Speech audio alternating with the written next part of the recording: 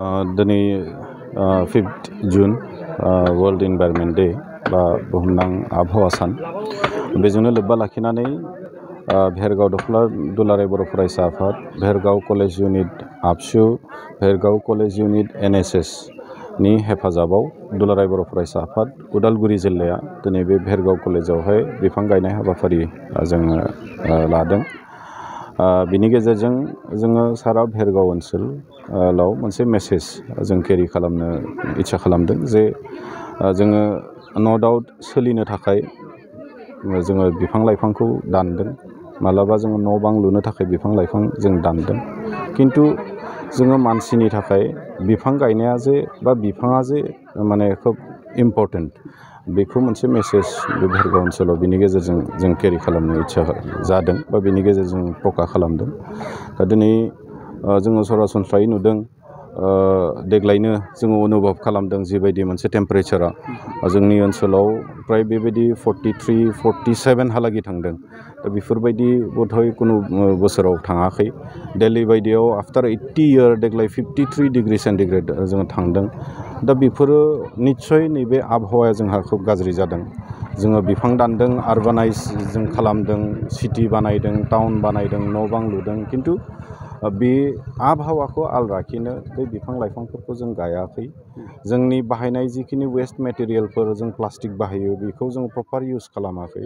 दा बेफोर गासैखौबो लानानै जों एसे एवेरनेस जानांगौनि मोनसे थि समय दायो फैबाय।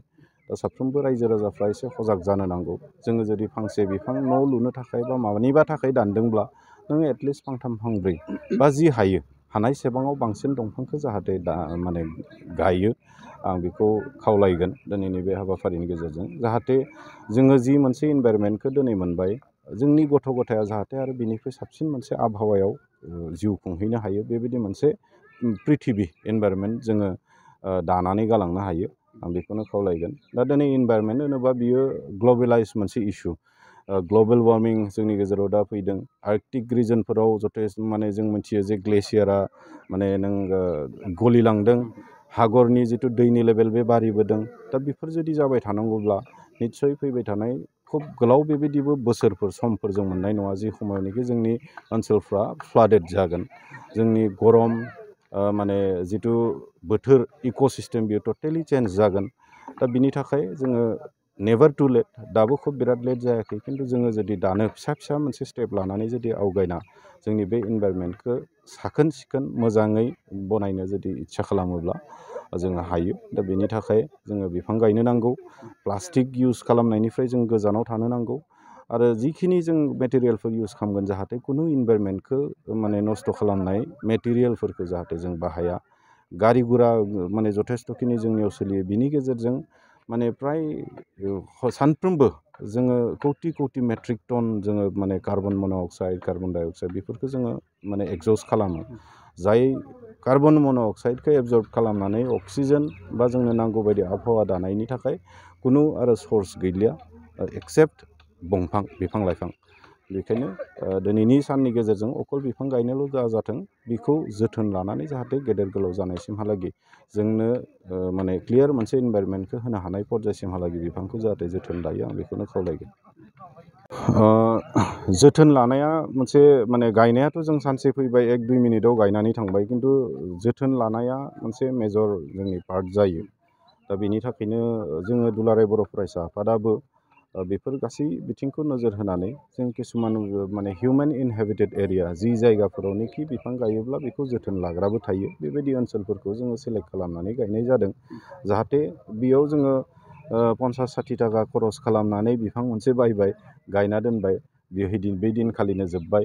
दा बेबायदि जाहाथे दाजाथों, बे बिफाङा जाहाथे गेदेर गोलाव जानानै देरनानै जोंनो नांगौ बायदि इनभाइरनमेन्टखौ दाना होनो हानाय, बेबायदि जाहाथे जोथोन लानायनि मोनसे किसु जायगाफोरखौ सेलेक्ट खालामना लादों। आरो बेखायनो दिनैनि बे हाबाफारिनि गेजेरजोंनो आङो माने भेरगाव कलेजनि प्रिन्सिपाल आरो साफ्रोमबो फेकाल्टिस, लोगोसे फरायसुला फरायसुलि, भेरगाव कलेज इउनिट, भेरगाव कलेज माने इउनिट NSS साफ्रोमखौबो मोनसे दायित्व दिनै जों होनानै गालांनाय जादों जे माने बे बिफाङा अकल गायनायल' जाथों, बियो जाहाथे माने नांगौ बायदि देरनो मोनो, आरो बेखौ कुनु माने जोथोन लानायाव जेबो जाहाथे बिन्दो मोनसेबो थालाङा। बेखौ एसे नोजोर होनो थाखाय जों खावलायनाय जादों। एक्सेलेन्ट एकाडेमि बागानपारायाव 11 थाखोनि मुं थिसननाया सोलिगासिनो दं। गोसो गुदुं फरायसा फरायसुलिफ्रा गुन गोनां सोलोंथाइ मोननो थाखाय एक्सेलेन्ट एकाडेमि बागानपारायाव मुं थिसननो हागोन। बाक्सा जिल्लानि बागानपारा सारियालिनि सानजा फारसे थांनाय लामानि साखाथियाव दं एक्सेलेन्ट एकाडेमि बागानपारा। बे एक्सेलेन्ट एकाडेमि बागानपारायाव नांगौ बादि गुन गोनां सोलोंथाइनि राहा दं। थिखानाय आयदा हिसाबै इंराजि आयदाखौ लाथारनांगोन। बेजों लोगोसे एसामिस, बड', हिन्दी, नेपाली, अल्टारनेटिभ इंलिश सायख'नानै लानो हागोन आरो पलिटिकल साइन्स, एडुकेशन, एडभान्स एसामिस, एडभान्स बड', लजिक एन्ड फिलसफी, इकनमिक्स, जिअग्राफी, एन्थ्रपलजी बायदि आयदाखौ सायख'नानै लानो हागोन। लोगोसे आलादायै बेसेन होनाङै कम्पिउटार क्लास लानो मोनगोन। एक्सेलेन्ट एकाडेमि बागानपारायाव experience and qualified teachers, best education with adorable fees, education with modern technology. The admission fees would be considered for below poverty line and brilliant students. Hostel facilities for boys and girls बायदि। थांनाय 2022 मायथाइयाव फोसावजानाय Assam higher secondary जोबथा आनजादनि फिथायाव बे excellent academy बागानपारानिफ्रायनो Anamika Brahma मुंनि सासे फरायसुलिया 92% लानानै अल आसाम साबजेक्ट टपार जानो हादोंमोन। लोगोसे बोहैथि बोसोर 2024 मायथाइनि थाखाय एक्सेलेन्ट एकाडेमि बागानपारायाव गोसो गुदुं फरायसाफ्रा मुं थिसननो थाखाय फरायसालियाव फैनानै फर्मखौ लांफैनो हासिगोन आरो मुं थिसननो हासिगोन। गुवारै मिथिसारनो थाखाय 9954505027 8011337530 नाम्बारनि गेजेरजों फोनांजाब खालामनो हागोन।